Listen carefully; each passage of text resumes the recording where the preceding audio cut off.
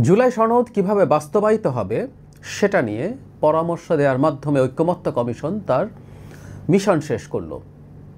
ঐকমত্য কমিশন নামে কিন্তু শেষ পর্যন্ত তারা যেটা করলেন সেটা অনৈক্য, বিভেদ, এমনকি সংঘাতের দিকে দেশকে ঠেলে দেবে যদি তাদের এই সুপারিশ গ্রহণ করা হয় ফাইনালি। এতে কোনো সন্দেহ নেই, খুবই বিপজ্জনক কিছু কাজ তারা করেছেন। প্রধান ইস্যুটা নিয়ে পরে আসছি, এটা ইনফ্যাক্ট থিওরিটিক্যালি কথা বলছিলাম কারণ এটা একটা দলের দাবি ছিল। এর বাইরে আরও দু একটা ইস্যু নিয়ে একটু কথা বলতে চাই। এটা হচ্ছে জুলাই এই যে সনদের যে জন্য গণভোট বা এই জুলাই সনদের সব কন্টেন্ট নিয়ে যে আদেশ দেওয়ার কথা বলা হচ্ছে, এটা কে দেবে? এটা নিয়ে দীর্ঘদিন কথা হচ্ছিল। আমরা যেটুকু আমাদের সামনে এসে তাতে দেখলাম যেটা সরকার আদেশ দিচ্ছে বলছে। এটা কি প্রধান উপদেষ্টা দেবেন না রাষ্ট্রপতি দেবেন, এটা নিয়ে ডিবেট চলছিল। এনসিপি চাইছিল এটা প্রধান উপদেষ্টা দেবেন, কারণ রাষ্ট্রপতিকে তারা ওন করেন না এবং এই গণ অভ্যুত্থানের শক্তির রিপ্রেজেন্টেশন হিসাবে প্রধান উপদেষ্টা, এবং এনসিপির লোকজন আরও নানান দাবি জানাচ্ছেন এগুলো শহীদ মিনারে দিতে হবে, তবে এই ধরনের কথাবার্তা। এটা একটা ইস্যু। একটা কথা জেনে রাখা ভালো, বাংলাদেশে বিপ্লবী সরকার নেই, বাংলাদেশে একটা সাংবিধানিক সরকার আছে।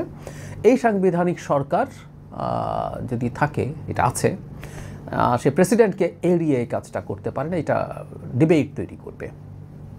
এই ইস্যুটা নিয়ে একটু কথা বলে রাখলাম। আর একটা খুবই উদ্ভট এবং শিশুতোষ একটা কথা আছে এর মধ্যে। আমি জানি না, ঐকমত্য কমিশনে খুবই ম্যাচিওর্ড মানুষজন আছেন এবং অনেক বড় বড় প্রথিতযশা আইনজীবীদের পরামর্শ তারা নিয়েছেন।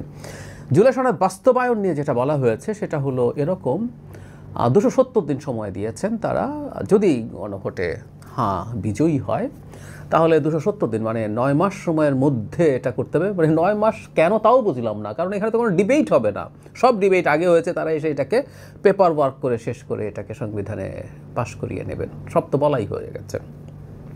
এখানে নতুন করে আবার বাকবিতণ্ডা বিতর্ক করে করে নতুন কোনো সংশোধনী সেটা সুযোগ নাই। গণভোটে পাস তো হয়ে এসছে যে ওই সংস্কারগুলোই হবে।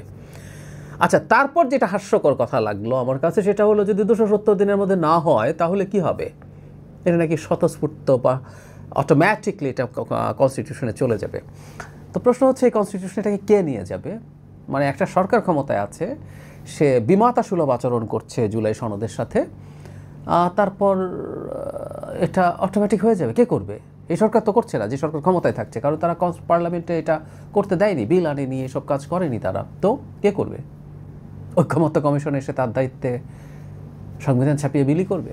উচ্চ আদালত করবে? উচ্চ আদালত করা যায়, করতে পারে। কেউ যদি রিট করলে এটা করলো না কেন? তো করতে বললো। তারপর মাজদার হোসেন মামলা 1999 সালে আপিল বিভাগের রায় হয়েছিল।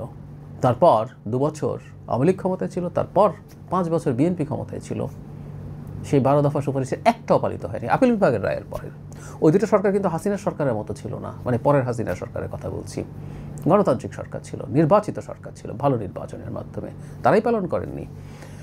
1/11 সময় একটা হলো এবং বাকিগুলো নিয়েও গড়িমসি এখনও অনেক ঝামেলা আছে। আমরা বিস্তারিত যাচ্ছি না। বিচার বিভাগ পৃথকীকরণ এখনও আসলে সেই অর্থে শেষ হয়ে যায়নি এত বছরেও। তো ফলে কিভাবে হবে এটা? এবং তারা অটোমেটিকলি যদি কিছু হয়ে যায় তাহলে এটা আবার 9 মাস সময় দেওয়ার দরকার কি ছিল পার্লামেন্টকে? আমি আসলে খুবই অবাক হয়েছি এগুলো শুনে। মূল সংকটের জায়গাটাতে আসি। মূল সংকট হচ্ছে আসলে গণভোট কিভাবে হবে। এটা এনসিপির দাবি ছিল, সেই দাবিটা জামায়াত বা অন্যান্য দলেরও ছিল, কিন্তু শেষে এনসিপি শর্ত দিয়েছিল। তো সেটা থাকার কারণে আমরা তখনই এই আলাপটা করছিলাম যে এনসিপির সবচেয়ে, আমি অনেকবার আমার ভিডিওতে এটা নিয়ে কথা বলেছি যে এটা অত্যন্ত অ্যালার্মিং একটা বিষয়। যেটা তারা বার্গেইনের জন্য করছে কিনা সেটা জানি না, কিন্তু যদি নিশ্চিতভাবে করে থাকে এটা প্রবলেম তৈরি করে, এবং আমরা অবাক হয়ে দেখলাম সেটাই করা হয়েছে। সেটা হলো সংবিধান সংস্কারের যে ইস্যুগুলো আছে 48, if I am not wrong, এর মধ্যে এই 48টা মধ্যে কারো না কারো কিছু না কিছু নোট অফ ডিসেন্ট আছে। বিএনপির 9টায় আছে, এনসিপিরও একটা আছে। এনসিপি সম্ভবত নারী সদস্য যে 5% সেটাকে তারা, মানে সাধারণ মনোনয়নের 5%, তারা সেটাকে নোট অফ ডিসেন্ট দিয়েছেন আমার যতদূর মনে পড়ে। যাই হোক, অন্যান্যদের একটা দুটো করে আছে। এখন নোট অফ ডিসেন্ট তুলে দিয়ে গণভোট করা হবে, এবং গণভোট করার এইটার প্রবলেমটা কোন জায়গায়? প্রথম কথা, গণভোট কি বিএনপি মেনে নেবে? কেন মেনে নেবে এই প্রশ্ন করছি, এটা নিয়ে আমি পরে আসছি। কিন্তু যদি এই ভোটটা এভাবেই হয়, নোট অফ ডিসেন্ট থাকবে না প্রতিটা কোনোটার মধ্যে, মানে নোট অফ ডিসেন্টের সংস্কারগুলো থাকবে না তা না, নোট অফ ডিসেন্ট থাকবে না, ওই সংস্কারগুলো থাকবে। এরকম ফরম্যাটের একটা গণভোটে যদি বিএনপি পার্টিসিপেট করে তাহলে কি দাঁড়ালো, এর পরবর্তীতে ক্যাম্পেইনের ক্ষেত্রে কি হবে? বিএনপি নার জন্য ক্যাম্পেইন করবে, মানে বিএনপিকে নার দিকে ঠেলে দেওয়া হচ্ছে। বিএনপি নার ক্যাম্পেইন করলো, তার সাথে আওয়ামী লীগ বর্ণ অনেকেই বিএনপি না মানে হলো কিছু ক্ষেত্রে আওয়ামী লীগ তো চাইবেই যে সব কিছু না করে দেই, তো সে না করে দিল, তাহলে যদি না বিজয়ী হয়ে যায় এই যাবতীয় সব সংস্কার বাতিল হয়ে গেল না? আর বিএনপি যদি মনে করে এই গণভোটে সে তার লোকজনকে পার্টিসিপেট করতে বারণ করবে, যদি পার্টিসিপেট করতে বারণ করে তাতে এই ভোটে, ধরুন এটা নির্বাচনের দিনও যদি হয়, বিএনপি বলে দেবে তুমি শুধু মার্কার ভোটে সিল দিয়ে ব্যালট দিয়ে চলে এসো, তুমি ওই ভোটটা দিও না। আগে হলো একই কথা, তখন বলতেই পারে।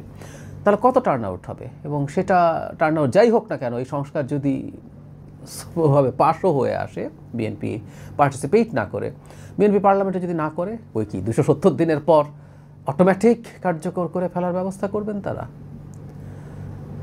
আমি খুব অবাক হচ্ছি দেখে, এই রকম মারাত্মক একটা সংঘাতময় পরিস্থিতির দিকে দেশকে নিয়ে যাচ্ছেন জাতীয় ঐক্যমত্য কমিশন। এখানে একটা কথা যোগ করতে হবে, এই কমিশন পূর্ণাঙ্গভাবে সিদ্ধান্ত নিয়েছে এবং এর সাথে ডক্টর ইউনূসের সায় আছে।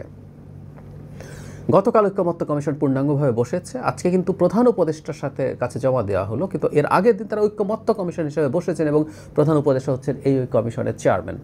সো গতকালই তারা সিদ্ধান্ত নিয়েছেন, তারা এটা অ্যাগ্রি করছে। ডক্টর ইউনূস এটার সাথে অ্যাগ্রি করেন, অথচ বহুবার বলেছি ডক্টর ইউনূসের, কেউ ইন্টারভিউটা ইউটিউবে পাওয়া যায়, দেখে নেবেন, মাহফুজা নামের সাথে ইন্টারভিউতে স্পষ্টভাবে বলেছিলেন সংস্কার প্রসঙ্গে এভাবে, তখন কমিশনগুলো তৈরি হয়েছে, ভবিষ্যতে কেউ তিনি বলছেন সংস্কার ওরা রিপোর্ট দিবে, রিপোর্ট দেওয়ার পর যদি 100টা সংস্কারের প্রস্তাব আসের মধ্যে যদি 10টা ঐক্যমত্য হয়, 10টা আমরা কার্যকর করে নির্বাচনে যাব, আর যদি একটাও কেউ না মানে সংস্কার ছাড়া নির্বাচন দিয়ে দেব, একদম স্পষ্টভাবে বলেছেন।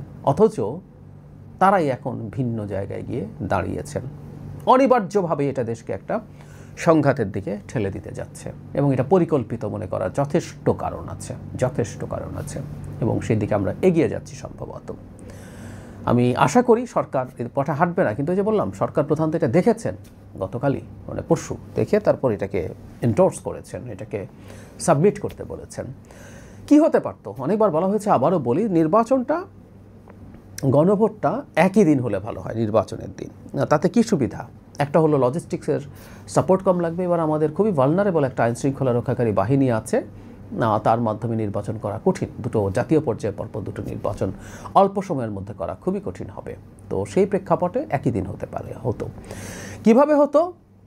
খুব স্পষ্টভাবে লিখে দিয়ে, যে জাতিসংঘ যেভাবে স্বাক্ষরিত হয়েছে নোট অফ ডিসেন্ট সহ, যার মনে যেই দলের প্রতি সমর্থন আছে সে তার মতো করে ভোট দেবে। এবং যেটা জরুরি, একই দিনে হলে যেটা সুবিধা হবে, এই জাতীয় নির্বাচনেই প্রত্যেকে আবার তার ম্যানিফেস্টোতে তার যে সংস্কার প্রস্তাবনা সেটা ইনক্লুড করবে এবং তার পক্ষে ভোট চাইবে এবং অন্যকে আক্রমণ করবে। ধরলাম বিএনপি কিছু ক্ষেত্রে যেহেতু সমর্থনে তার ডিসেন্ট আছে, সে পছন্দ করছে না, অন্য দলগুলো বিএনপিকে সেটা নিয়ে অ্যাটাক করুক, বলুক, বিএনপিও তার ম্যানিফেস্টোতে তার সংস্কার প্যাকেজ দেবে।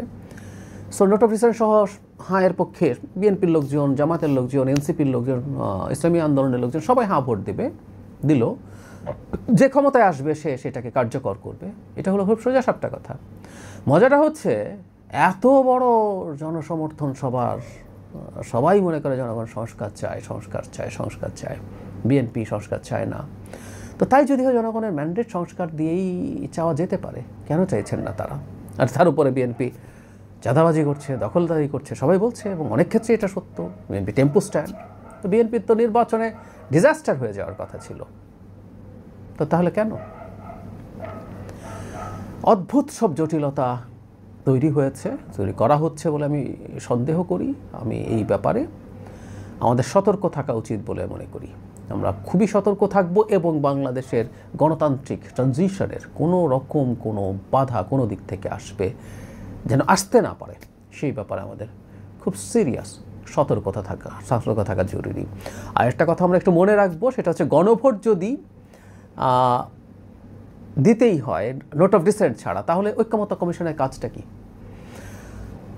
ঐক্যমত্য কমিশন 6টা কমিশনের প্রাথমিক যে 6টা কমিশন থেকে ঐক্যমত্য কমিশন ওইসব রিপোর্ট নিয়েছে বিবেচনায়, সেগুলোর রিপোর্ট থেকে কম্পাইল করে দিয়ে দিলেই পারতো। প্রত্যেকটা 6টা কমিশনের মধ্যে একটা কমিশনে আমি নিজে ছিলাম, নির্বাচন ব্যবস্থা সংস্কার কমিশন। আমরা প্রচুর স্টেক হোল্ডারের সাথে কথা বলেছি, রাজনৈতিক দলগুলো তাদের রিটেন সাজেশনস দিয়েছে, সোসাইটির বিভিন্ন মানুষ, সিভিল সোসাইটি, নারীরা, তারপরে বিভিন্ন রকম চ্যালেঞ্জড মানুষজন, আমরা বিভিন্ন বিভাগে গেছি, নির্বাচনী কর্মকর্তা, নির্বাচিত প্রতিনিধি।